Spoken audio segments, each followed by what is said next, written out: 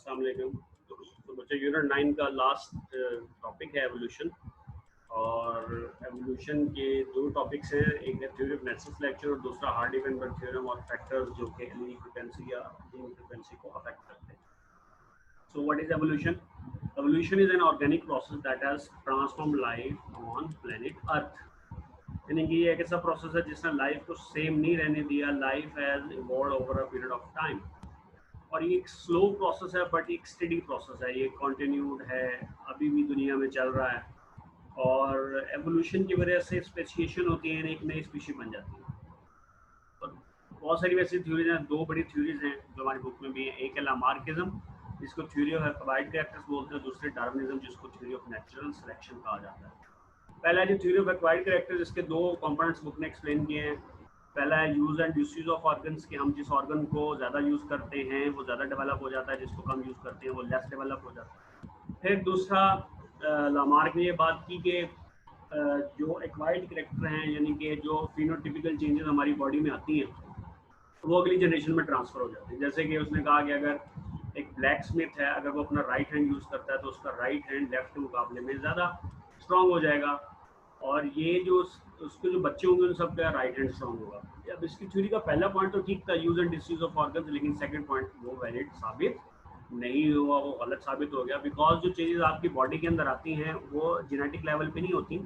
Genetic level पे जो change आएगी वो बहुत स्लो आएगी। वो चेंज ट्रांसफर ज़रूर होगी, लेकिन जो फिनोटिपिकल चेंज आती है, आप अपनी बॉडी को चेंज कर सकते हो, वो अगली जनरेशन में ट्रांसफ़र नहीं होता। यानी कि अगर अल्लाह ना करे एक बच्चे को पोलियो हो गया है, वो बड़ा हो जाता है, उसकी शादी होती तो उसका बच्चा नॉर्मल पैदा होगा, उसे पोलियो नहीं होगा। फिर theory of natural selection Charles Darwin ने इसको प्रेजेंट किया। इंग्लैंड का रहने वाला था शुरूसबरी का, इसने 5 साल सफ़र किया।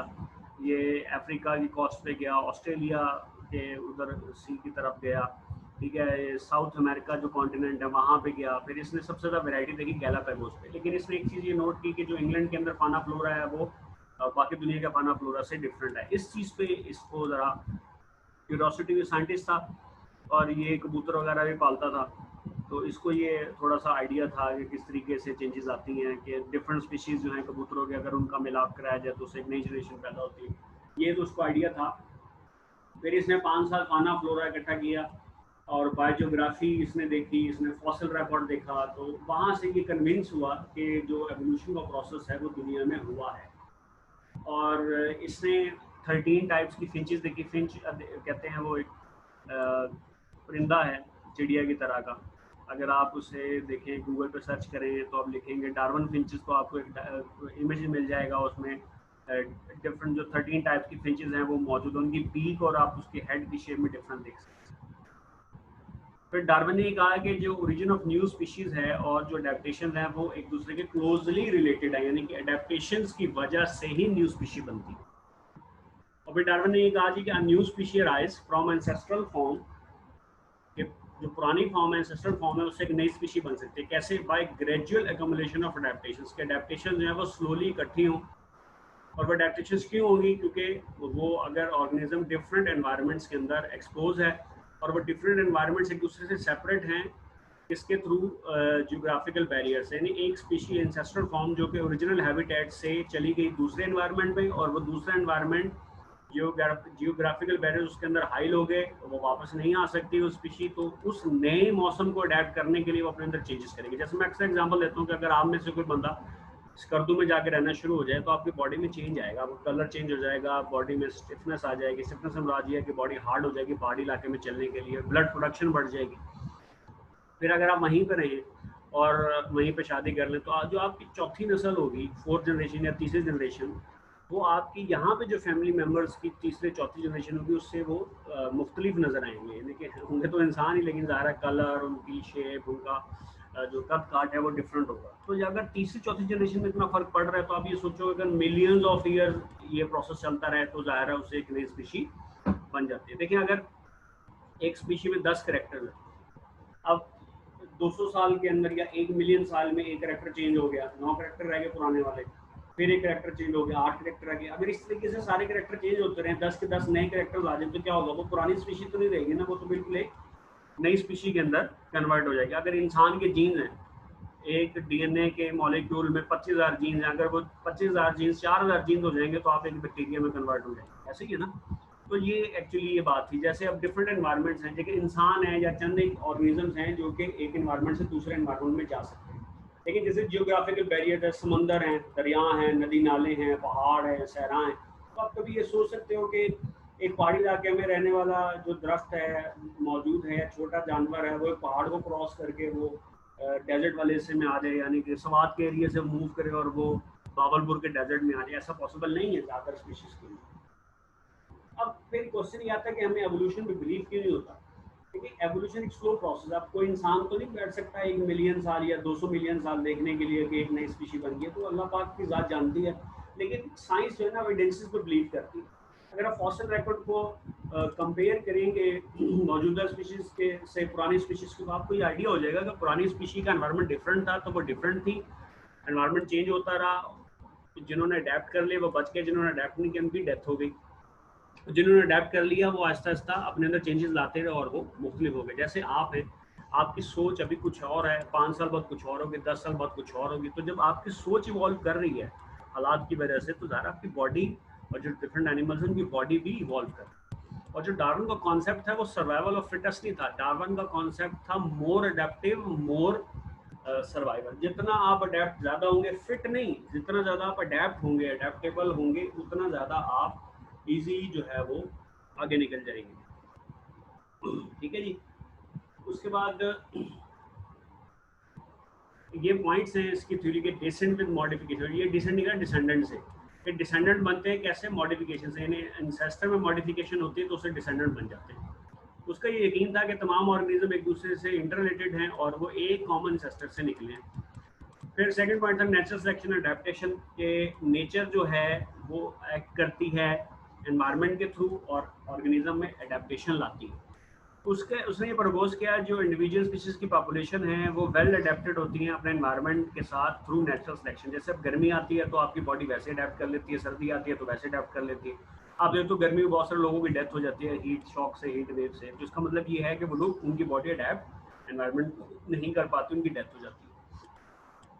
ठीक है। अब ये जो इसकी थ्योरी ऑफ नेचुरल सिलेक्शन है, ये 3 पॉइंट्स को उन्होंने ब्रीफली एक्सप्लेन किया है कि अगर एनवायरनमेंट के अंदर, यानी कि एनवायरनमेंट सपोर्ट कर सकता है 200 इंडिविजुअल्स, उसकी बजाय 400 इंडिविजुअल हो जाए तो उनमें क्या होगा, रिसोर्सेज के लिए स्ट्रगल स्टार्ट हो जाएगी।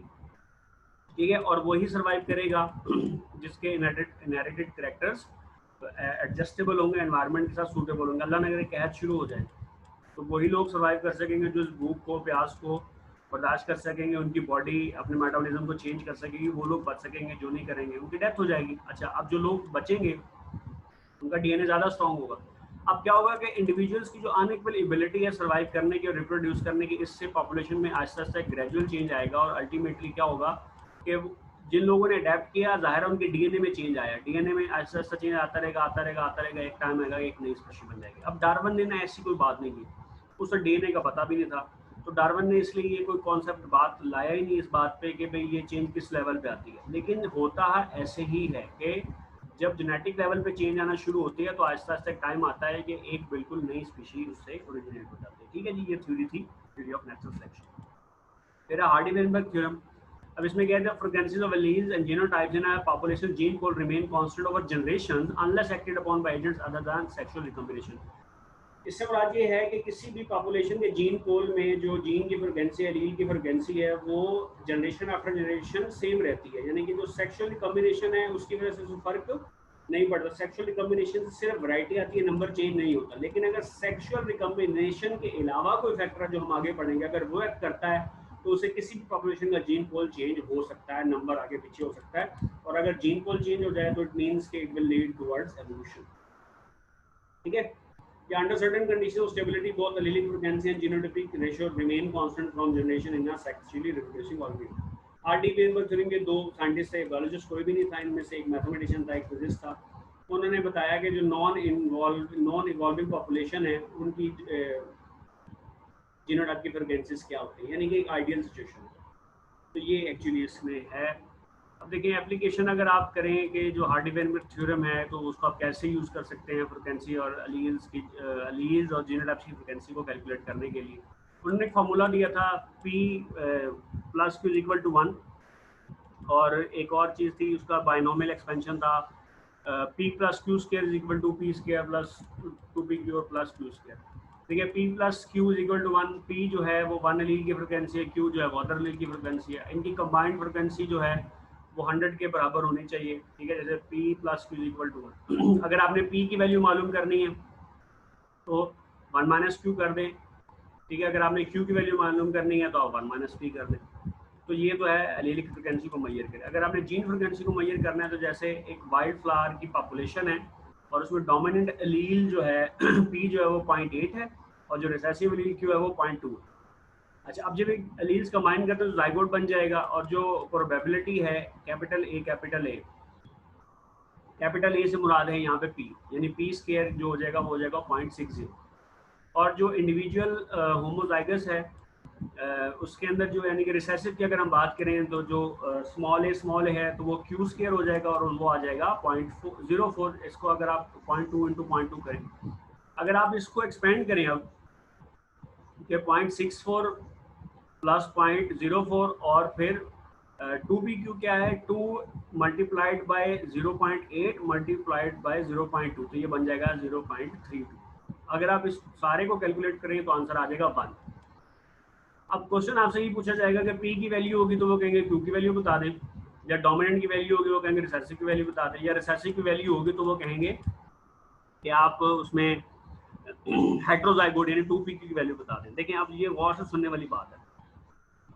अगर तो वो कहें जी कि डोमिनेंट एलील की फ्रिक्वेंसी इतनी है, रिसेसिव की बता दें, तो सिंपली आपने P प्लस Q का फॉर्मूला लगाना है। डोमिनेंट की गिवन है, रिसेसिव की मालूम करनी है, तो Q is equal to 1 minus P, 1 में से आप P की वैल्यू माइनस करेंगे Q आ जाएगा। ये सिंपल सा है।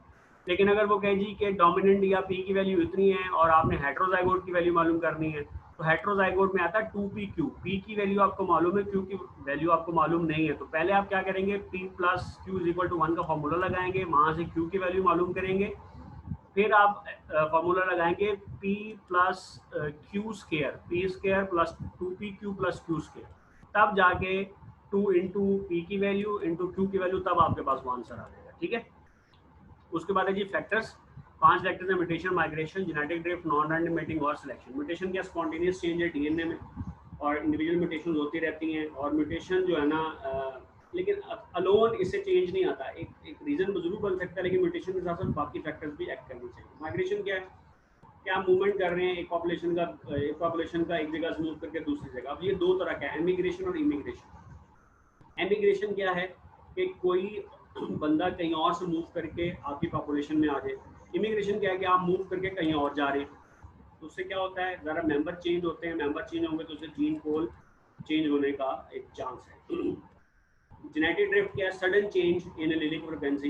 एक एग्जांपल ऐसे चूटे हुआ काफिला जा रहा है, ऊपर किसी का पाँव आ जाए तो उसमें से काफी सारे मर जाएंगे, तो मेंबर चेंज हो गए ना, तो ये जेनेटिक ड्रिफ्ट है कि जीन पोल एकदम से चेंज हो जाएगा। और जो स्मॉल पॉपुलेशन है उनमें लॉस ऑफ जीन का ज़्यादा चांस होता है genetic drift. Non random meeting, एक होती है रैंडम मीटिंग, आप ऐसी रिश्तेदारी किसी से तय करें। नॉन रैंडम मीटिंग स्पेशली हम करते हैं जानवरों के अंदर। बुल्स होते हैं जो सेहतमंद, वो खास किस्म के बुल्स और जो गाय हैं उनका आपस में मिलाप कराया जाता है। कबूतरों में देख लें, कुत्तों में देख लें, स्पेशल ब्रीड बनाई जाती है। इस तरीके से जो पहले ज़माने में या अभी भी होता है, जो बादशाह वगैरह होते थे वो किसी और दूसरे मुल्क के बादशाह के बेटा या बेटी से ही रिश्ता करते थे। कॉन्सेप्ट ये था कि भाई इन्हें तमीज़ है, तहजीब है, एजुकेटेड लोग हैं तो इनके बच्चे भी वैसे पैदा होंगे। ये नॉन रैंडम मीटिंग होती है। इससे क्या होता है कि सर्टेन टाइप्स ऑफ जीन्स एक पॉपुलेशन में इकट्ठे होना शुरू हो जाते हैं, और अगर प्रोसेस चलता है मिलियंस ऑफ ईयर्स तक, तो एक नई एक स्पीशीज से बन जाते हैं, जीन पोल चेंज हो जाता है। सिलेक्शन क्या है, नेचुरल सिलेक्शन है, एक आर्टिफिशियल सिलेक्शन है। नेचुरल सिलेक्शन में अगर एनवायरनमेंट के थ्रू होगी तो तब भी क्या होगा, कुछ लोग बच जाएंगे, कुछ की डेथ हो जाएगी। आर्टिफिशियल सिलेक्शन में जो ब्रीडर्स कराते हैं, जैसे मैंने अभी आपको बताया कि डार्विन खुद ये काम करता था कि कबूतरों की आपस में सिलेक्शन कराई जाए, आर्टिफिशियल सिलेक्शन। नेचुरल सिलेक्शन का एक एग्जांपल क्या है, एंटीबायोटिक रेजिस्टेंट जीन जो बैक्टीरिया में प्रोड्यूस हुए हैं, कि आपने एनवायरनमेंट चेंज किया उनके लिए, पहले वो मौज करते थे, आपको इन्फेक्ट करते थे, फिर आपने उन्हें एंटीबायोटिक से मारना शुरू कर दिया, ये एनवायरमेंटल चेंज आया। फिर उसको उन्होंने रेजिस्ट किया, उन्होंने अपने अंदर एक्चुअली अडेप्ट करना शुरू कर दिया, तो ये एक्चुअली नेचुरल सिलेक्शन की एक एग्जांपल है। तो आई होप कि आपको ये सब चीज़ें समझ आ गई होंगी, नहीं समझ आया तो क्वेश्चन कर लीजिएगा। अब आपका यूनिट 9 कंप्लीट हो गया। इसका मैं जो प्रैक्टिस क्वेश्चन है वो अपलोड कर दूंगा, टेस्ट भी इसका अपलोड कर दूंगा। ठीक है।